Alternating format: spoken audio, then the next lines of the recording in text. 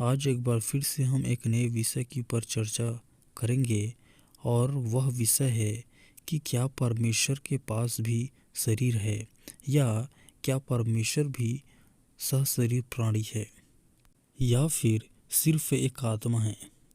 Bible धर्मशास्त्र इसके विषय में क्या कहती है, आइए हम देखते हैं।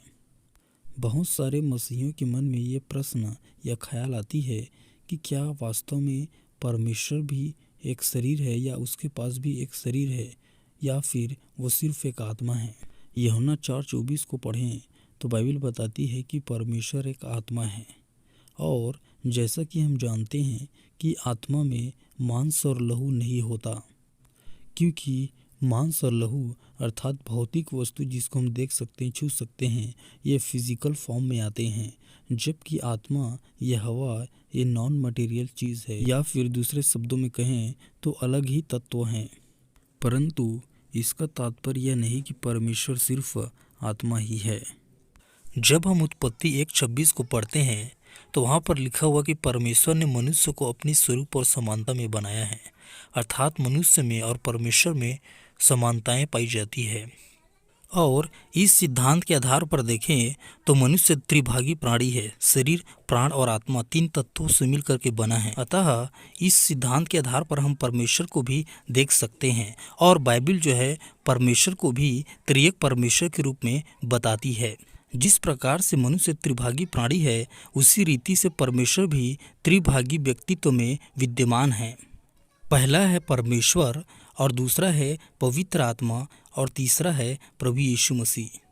परमेश्वर एक अलग व्यक्ति है और इसी रीति से परमेश्वर का आत्मा जैसे शब्दों का बाइबल में बहुत बार जिक्र किया गया है, अर्थात परमेश्वर अलग है और उसका आत्मा अलग है, ये दूसरा व्यक्तित्व है। जिस प्रकार से हम मनुष्य हैं और हमारी आत्मा है, उसी रीति से, और ठीक इसी रीति से जिस प्रकार से हमारा शरीर भी है, परमेश्वर का भी शरीर है। जी हाँ, और वो शरीर कोई और नहीं बल्कि स्वयं प्रभु यीशु मसीह है।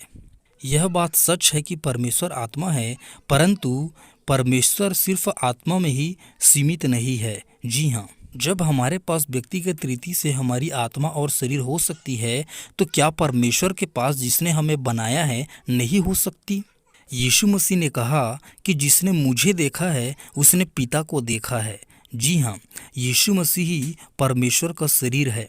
दूसरे शब्दों में कहें तो परमेश्वर अपने आप को प्रभु यीशु मसीह के द्वारा ही रिप्रेजेंट करता है या शो करता है।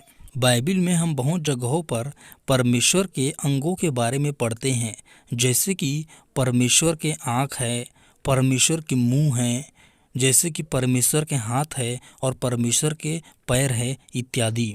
जब परमेश्वर ने कहा कि हम मनुष्य को अपने स्वरूप और समानता में बनाएं, तो यह बात हमें जानने की आवश्यकता है कि जिस प्रकार से हमारे पास आँखें हैं, उसी रीति से परमेश्वर के पास भी आँखें हैं। जिस प्रकार से हमारे पास पैर है, हाथ है, उसी रीति से परमेश्वर के पास भी पैर और हाथ है। और इसीलिए बाइबल में लिखा हुआ है कि क्या जिसने आंखें दी वह आप नहीं देखता, और जिसने कान दिया है क्या वह आप नहीं सुनता?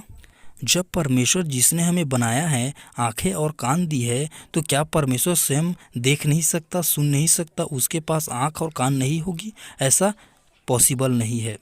प्रभु यीशु मसीह जो कि परमेश्वर का तीसरा व्यक्तित्व है, वह अनंत काल से विद्यमान है। वह स्वयं परमेश्वर है और परमेश्वर में पाया जाता है।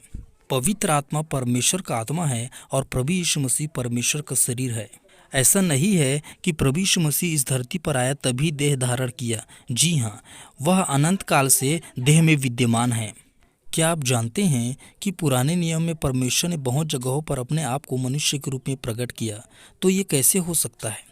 वास्तव में ये प्रभु यीशु मसीह का ही व्यक्तित्व था जो कि पुराने नियम में प्रकट होता था। और आप खुद सोचिए, जब स्वर्गदूत भी मानवीय रूप धारण कर सकते हैं, तो क्या परमेश्वर के अंदर ये क्वालिटी या क्षमता नहीं पाई जा सकती जिसने स्वर्गदूतों को और सारी कायनात को बनाया है? जी हाँ, परमेश्वर आत्मा है, परंतु उसके पास भी एक शरीर है जिसके द्वारा वो अपने आप को प्रकट करता है, और वह प्रभु यीशु मसीह है।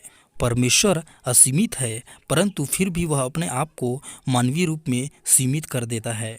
सचमुच परमेश्वर की बुद्धि और ज्ञान कितना अद्भुत है। प्रभु की महिमा हो।